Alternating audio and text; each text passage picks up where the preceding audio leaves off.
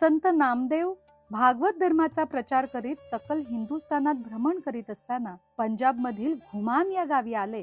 ते 18 वर्ष तिथे राहिले. त्या काळात संत नामदेव बाबा नामदेव या नावाने जनप्रिय झाले. गुरु ग्रंथ साहेब मध्ये देखील नामदेव रायांचे सुमारे 61 अभंग आहेत. झाले असे की 80च्या दशकात एकदा तत्कालीन राष्ट्रपती ज्ञानी झैल जेव्हा पंढरपूरला पोहोचले तेव्हा त्यांनी लगेच विचारणा केली कि बाबा नामदेव जी का मंदिर कहाँ है, हमें उनके दर्शन के लिए जाना है. राष्ट्रपतींचा ताफा मंदिराच्या महाद्वारात येऊन पोहोचला. ते अत्यंत उत्साहात गाडीतून उतरले. विश्वस्त मंडळींनी ज्ञानी झैल यांना नामदेव पायरीपाशी आणले. त्यांनी विचारले, संत नामदेव यांचे मंदिर कुठे आहे? लोकांनी नामदेव पायरीकडे बोट दाखवून सांगितले की हेच नामदेव महाराजांचे मंदिर आहे. हे बघितल्यावर त्यांना भयंकर राग आला. ते म्हणाले, क्या बाबा नामदेव जी का कोई मंदिर नहीं बनवाया आप लोगों ने? आणि ते प्रचंड नाराज झाले आणि पांडुरंगाचे दर्शन न घेताच सर्किट हाऊसला परतले.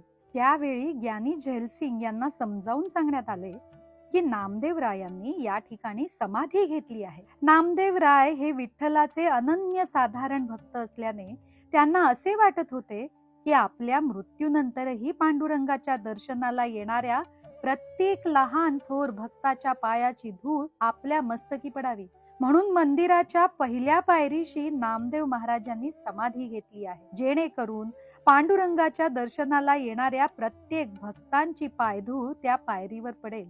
ही गोष्ट ऐकल्यानंतर राष्ट्रपती पुन्हा मंदिर परिसरात परत आले आणि त्यांनी भक्त शिरोमणी नामदेव रायांच्या पायरीवर भक्तिभावाने डोके टेकवले.